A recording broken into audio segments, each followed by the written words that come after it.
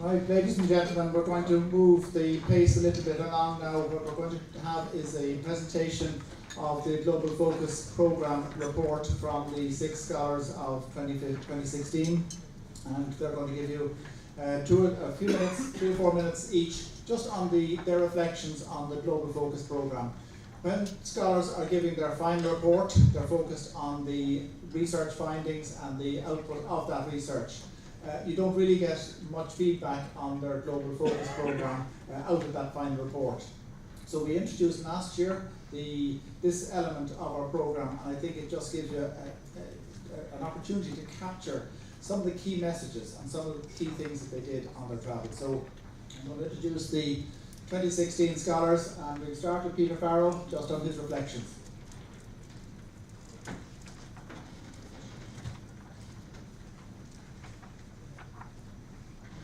Good afternoon, ladies and gentlemen. My name is Peter Farrell, and we 7 are the 2016 Nuffield Scholars who have recently completed our Global Focus Programme.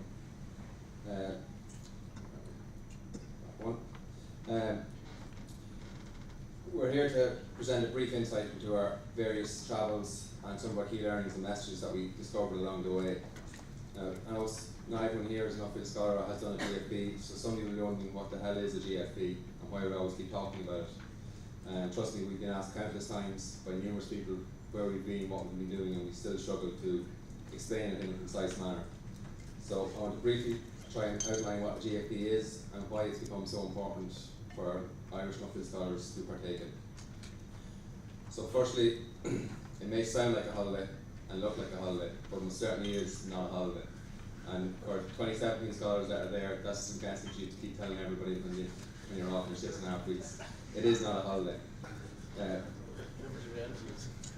GFP is about gaining an overview of how global agricultural trade works and its rich, diverse range of industries.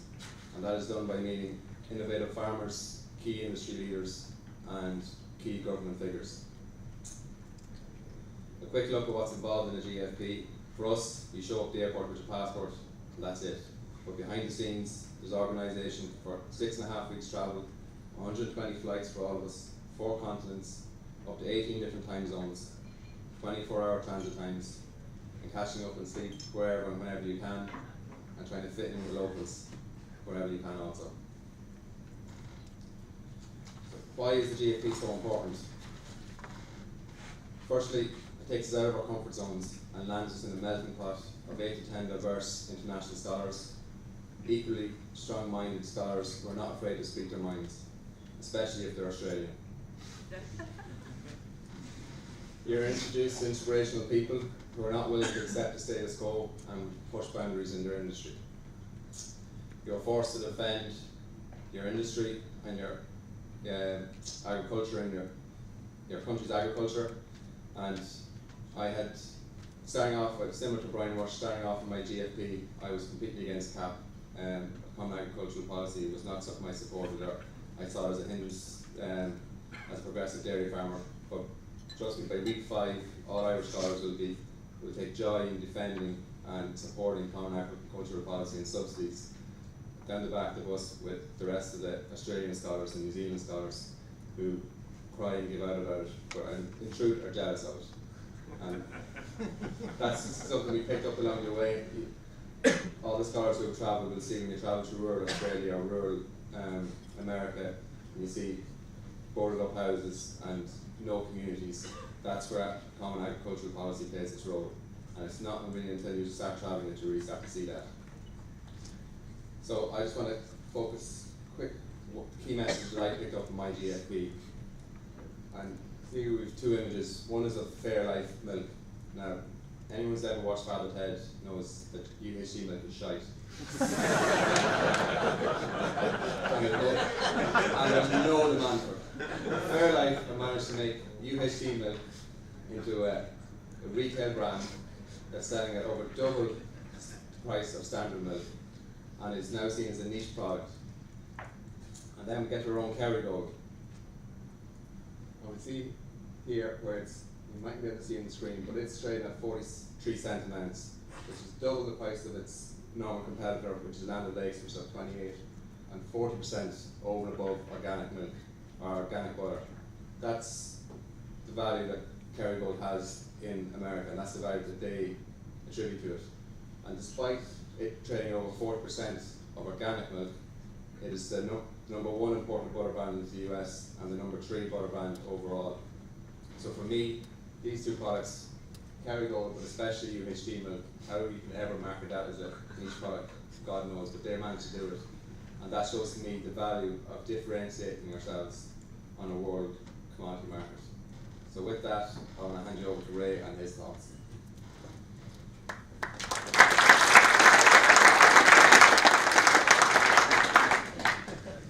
Thanks very much, Peter.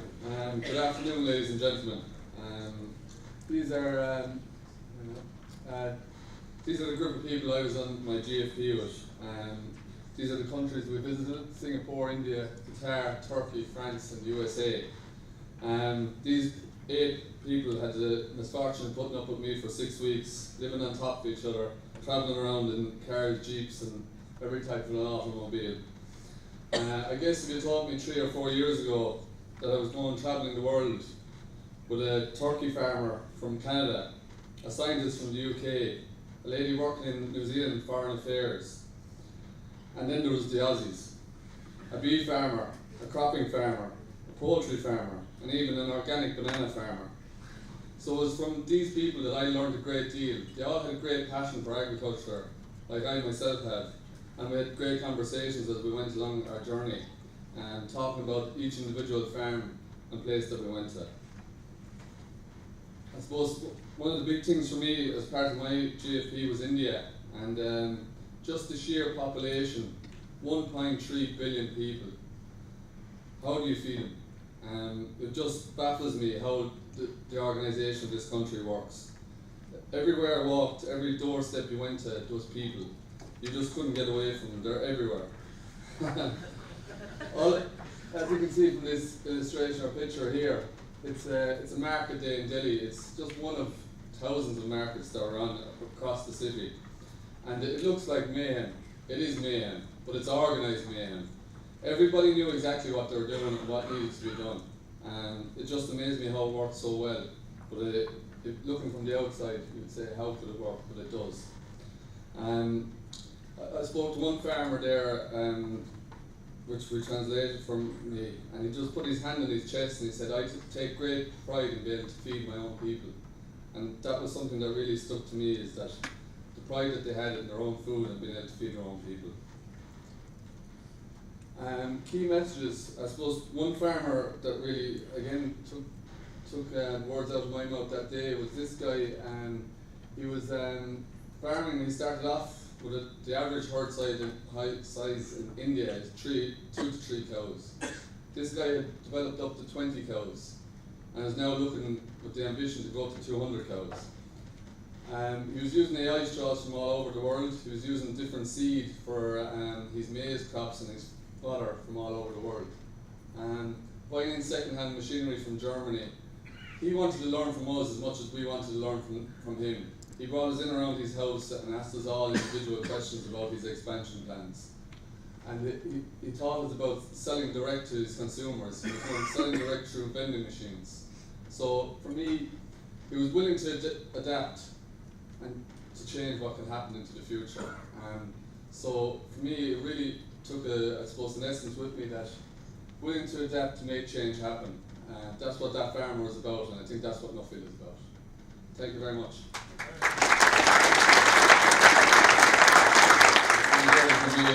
Thank you very much.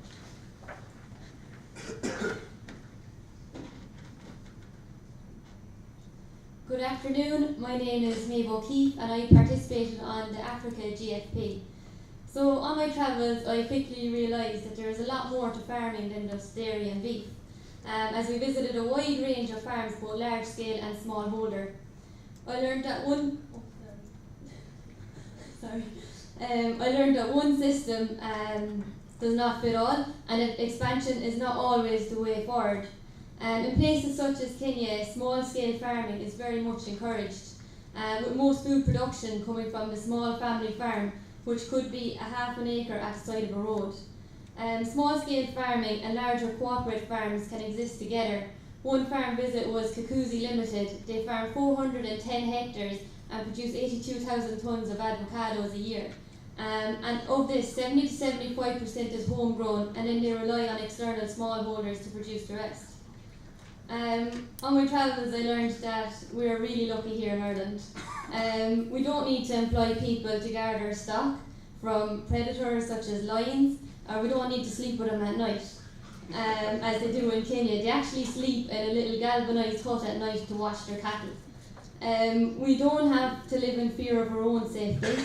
Another farm we visited was in Johannesburg, and we were watching the maize being harvested, and the farmer invited us back to his house where we met his wife and children, and we were just chatting around, and on looking around his home place, there's this big fence all around the garden underneath the place swings, and on top of the fence was a big razor wire, and then on top of his kitchen table there was a machine gun, and this is how they lived their lives every day.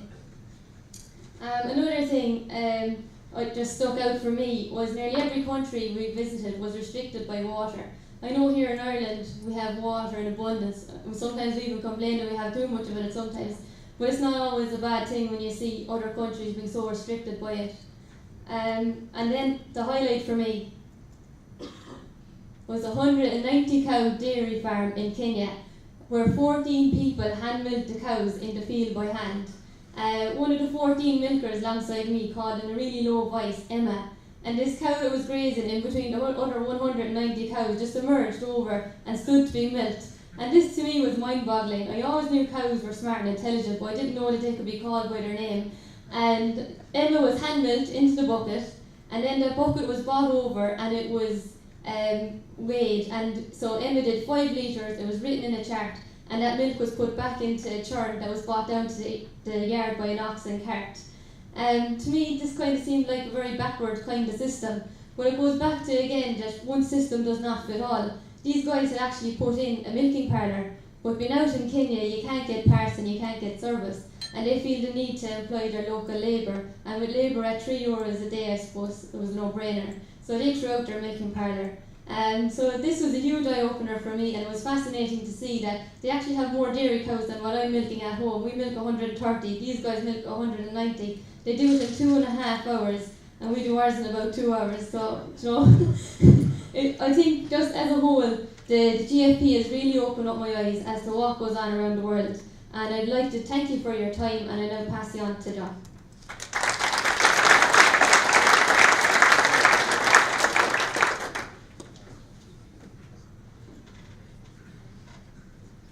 Good afternoon, everybody. John Joyce here. I suppose I travelled on the China GFP.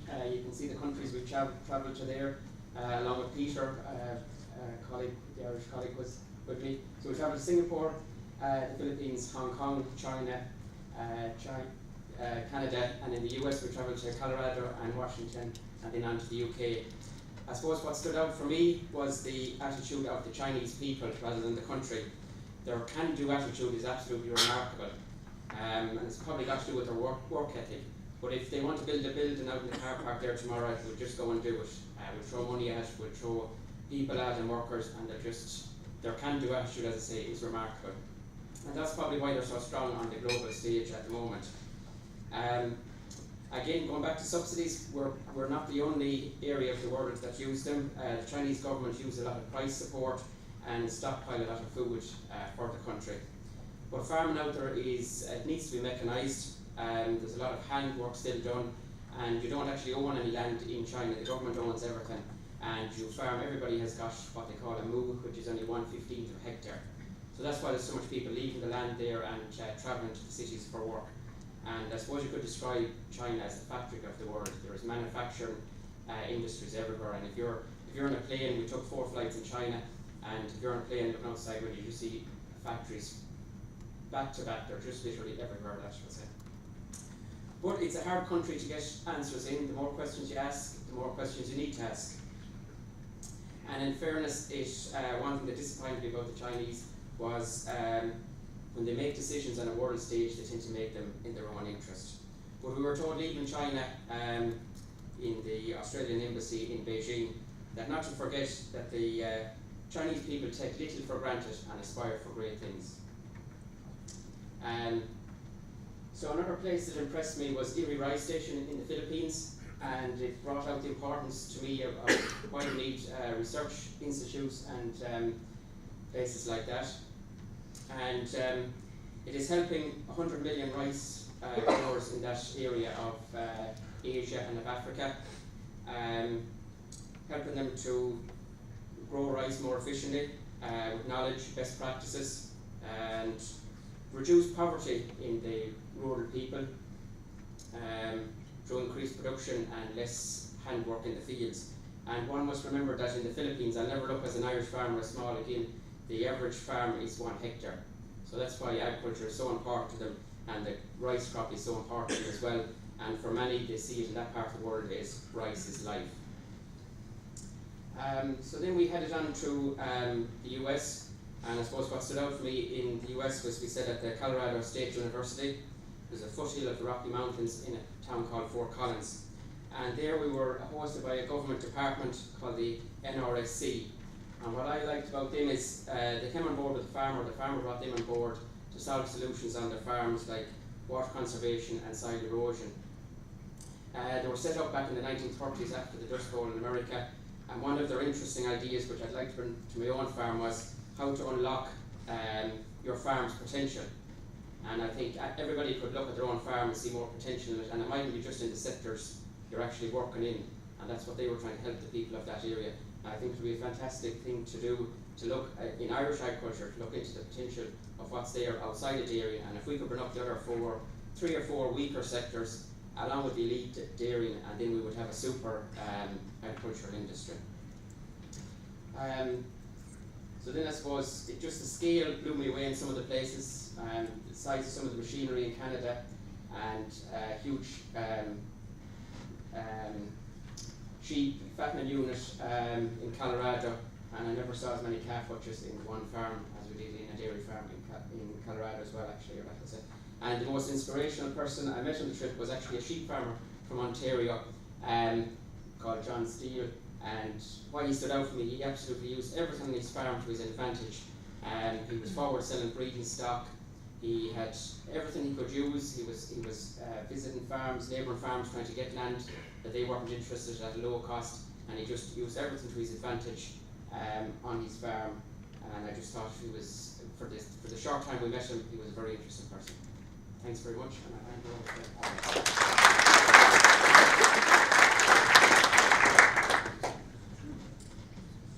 Hello everybody. Elder Jarrod here. I was on what's called the Japan trip with Roberta, and we were outnumbered by Australians again, which was wonderful. So the key messages I brought home was that there is an enormous, it brought it really home to me, a huge diversity of crops and farms and farm ways to farm and products.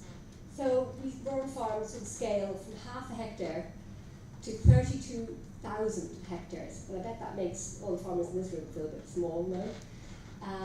So the crops included, I won't read them all out, but they're there. There's everything from rice to honeybees to potatoes, hemp, and it made me realise there's huge potential in Ireland to grow more than the standard crops that we're looking at, the standard production.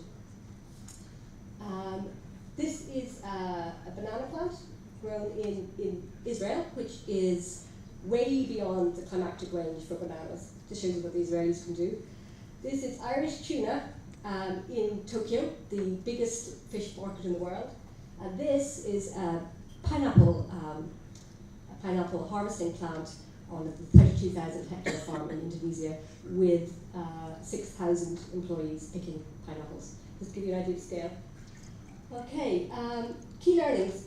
We've in an agri-business productivist system, we've got 2 options, I think, and that was what the travel brought home to me. We've 2 choices, which is either the commodity market or diversify. So this is, this is a soy crop in Illinois, and the farmers anecdotally said that it didn't necessarily suit them having to be in this system. Here is high welfare egg production in Netherlands, where people were invited, customers were invited to come in and look at the hens. And this is an ex-pig farmer who went into eel production. Those are smoked eels being sold directly.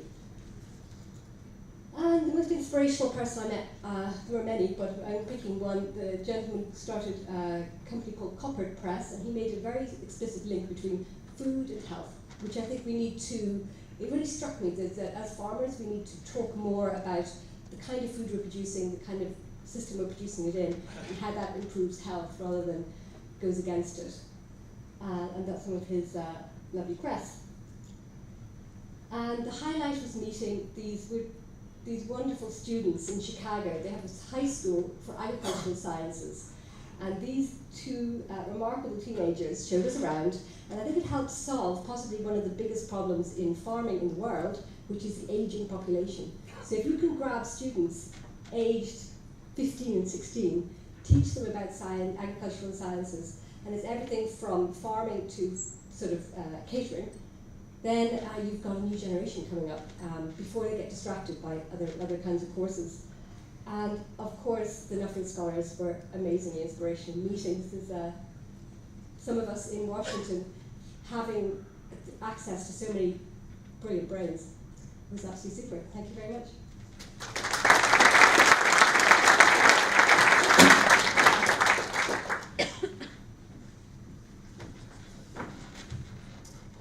Good afternoon. My name is Tom Deneen. I'm the 2016 FBD Trust Nuffield Scholar. The Brazil GFP, which I was on, while it was intense and challenging, it was also enlightening and fulfilling all at once. It is impossible to sum up the impact of travelling the globe and experiencing the cultural aspects of 7 countries over 7 weeks with 8 complete strangers from a variety of backgrounds. But it is fair to say that it had a hugely positive impact on my own personal development, and that I have made some lifelong friends along the way.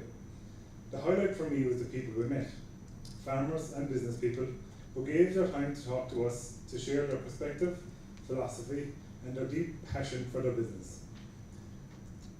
While I was impressed with the scale and potential of Brazil across a range of rural enterprises, one visit in particular stood out for me.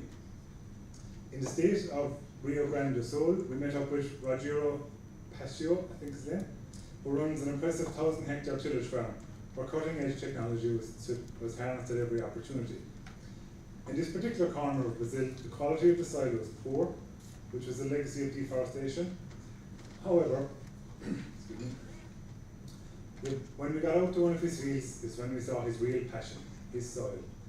He took out his penknife and proudly showed us the results of 12 years of no-till, which means no ploughing or harrowing. The soil was remarkably loose and crumbled, it was full of organic matter, and it smelled really good. Another fascinating visit that stood out for me was to the Bug Farm in Wales, where we met with Dr. Sarah Bennell.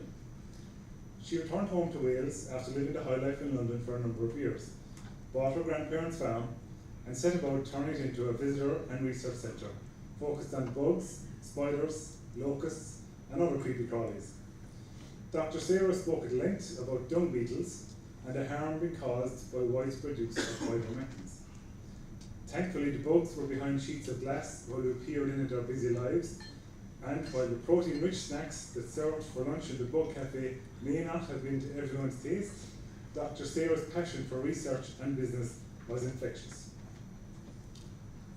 Across the globe, within agriculture, we share many of the same challenges: skill shortages, environmental issues, trade issues. The GFP was an important opportunity to see how the leading and innovative businesses in each country address their own unique challenges.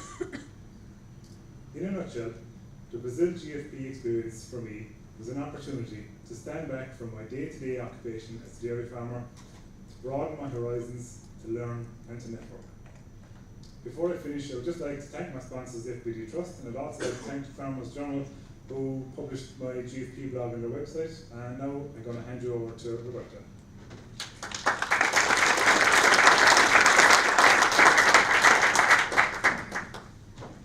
Okay, thanks very much, Tom. So I'm just going to briefly go through, I suppose, 3 of my eureka moments and really what I thought of those and the impression that they've left on me. I was part of the Japan GFP. You can see some of the countries highlighted here above. I suppose one main thing was in relation to managing what we have. We were in Israel and we were down near the Dead Sea, between the Dead Sea and the Sea of Galilee, you know, going to places I never even dreamed I would go to. And there were farms there digging down 1.5 kilometres to access water. Then they had to build desalination plants to try and take the salt out of that water. Enormous costs and making it extremely challenging and difficult for people to farm, but they were doing it. And I suppose how I reflected on that is, how are we managing a resource that we have plenty of? Do we learn to manage it, or do we keep, I suppose, waiting for solutions from somebody else? So secondly, what I really found interesting was, how are we talking about food and farming to the public? And it already came up earlier today, but I'd just like to mention a farm that we went to in the Netherlands, where he's an Nuffield scholar over there this year as well. And what they had was an egg vending machine 10 foot from their farm gate. They have 125,000 hens laying in the farm, and they had a viewing platform. They weren't afraid of large scale, they weren't afraid to talk to people about what they were doing, and they were right on the edge of the city, and people were coming and going. They were selling 20,000 eggs per week out of those vending machines. How I reflected on this really was, how are we telling our story? We take it for granted that we have such a rural population, but there's more and more people living in cities now. For the Netherlands, they have 90% of people living in cities, so what is going to be our story in years to come, or how are we going to engage with people? And in relation to, I suppose, the most memorable visit, these are pictures here from the Golan Heights. This is in Israel, and what we found was, we went to farms there. We're up in a mountain here overlooking them. A fruit tree plantation. They were carrying out agri-tourism. Every Sunday people would come out from the cities and they would go and pick fruit and vegetables and take it home with them. This is less than 1 kilometre from the Syrian border. So on a daily basis people are hearing bombs going off. This is us picking this fruit and veg or fruit and berries just less than 1 kilometre from the Syrian border. So again, I suppose it's managing and appreciating sometimes what we have and how we can work with it when this is what's going on in other countries. So that really is, I suppose, my highlights from the GFP. I've been set with the task to try and summarise what we've talked about today, and I suppose you've heard an awful lot really from the different highlights that we've had, and you've heard an awful lot about Nuffield today, but is it worth it? And what we find is absolutely, this is something that epitomises progress. It's the, I suppose, the way that we avoid complacency is by driving on, capturing new ideas and seeing what else is out there. So for us, how do we stimulate progress in our industry? We lift our heads out of the everyday. So for Alva, that meant leaving bees in Tipperary, going to see pineapples in Indonesia. For Peter, it means for Ray, it means going from a 70 cow farm, cow herd, to a 2 cow herd in India. We travel. For Tom, this meant investigating soil organisms in Brazil, while for John, this meant the experience of the Chinese work ethic and how people get things done. We learn from what we see. For Maeve, this was seeing hand-milked 190 cow herd in Africa, while for Peter, he could see the impact Nuffield had on previous scholars in the UK and what they were doing with their lives since that. And I suppose finally, we influence change. And personally what I found is there's no way you can go on a GFP, meet the inspirational people you meet, talk to all of the farmers, industry speakers and politicians that you meet, and come home and be normal. There is no normal after GFP when you see the things that we've seen. You can't stop thinking about new ideas and thinking, what do you need to do to improve what's out there, whether it's your own business or on a broader scale. So folks, this is really a summary of what we've seen so far. We look forward to meeting you and discussing our own findings and recommendations this time next year. Just like to say thank you very much to our sponsors, because you are the ones who have made this possible. You are the ones who are driving progress in the agricultural industry. Thank you also to our family, our mentors and friends for your support and insights throughout this, and we look forward to seeing you again here in 2017. Thank you.